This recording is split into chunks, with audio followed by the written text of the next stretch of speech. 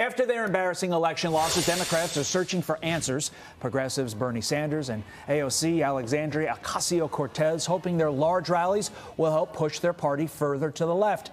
Meantime, President Trump had his own raucous reception this weekend when he showed up at the NCAA Wrestling Championships in Deep Blue, Philly.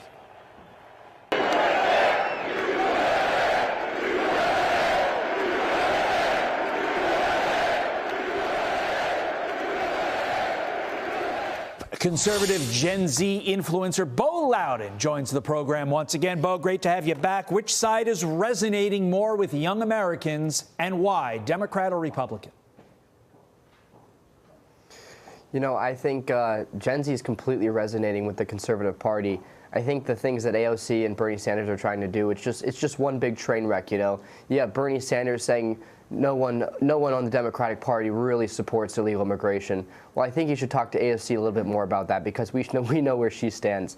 And then you have them putting all these rallies together, lying about the numbers, and then even the people that do attend, they're just the same 20,000 supporters that go to all their other events. And a lot of them are paid, they're busting, you know, it's one big train wreck, and Gen Z is not falling for it. 48% of voters under 30 say they approve of the job President Trump is doing. Then on the other side, you have your Sanders and your AOC pushing this concept of oligarchy and that the Democrats need to fight Trump at every turn. Is that the message that Gen Zers want to hear? You know, I don't think it is. I don't think Gen Z wants to sit here and have liberals tell us that we need to be fueled with more hate and we need to be angry all the time and we need to have hate in our heart. You have the Conservative Party who supports President Trump telling us, hey, let's love the other side. Let's get some real action done. Let's make America great again. You know, we've become the party of love, the Conservative Party. It hasn't been that way. You have the traditional Democrats like JFK or even RFK, who's now on our side. You know, when they were going around doing their campaigns, they were saying, you know, they were getting all the hippies behind them, and they were the party of love. But now the roles have completely switched, and Gen Z's we're not about hate. We don't want to just hate people. It's not just you that's saying this. Even those on the left are starting to say it. New York Times writer says Dems are getting destroyed and losing young people like you. Listen to this.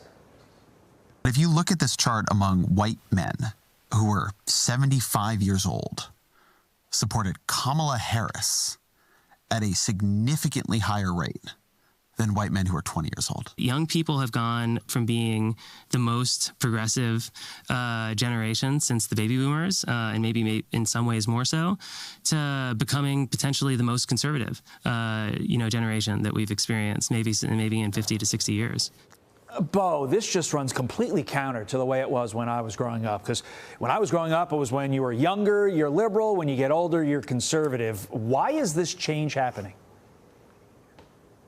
You know, I really got to give all that credit to President Trump. You know, everything that he touches turns to gold, and he's really just put his golden hand on the Conservative Party and revolutionized it.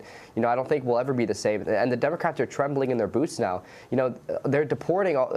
President Trump is mass deporting all their voters, so they don't know what to do. They're trembling in their boots, and they're scared for the future. They know that the 2028 election is going to be majoritively conservative among Gen Z voters, and they could not be more scared.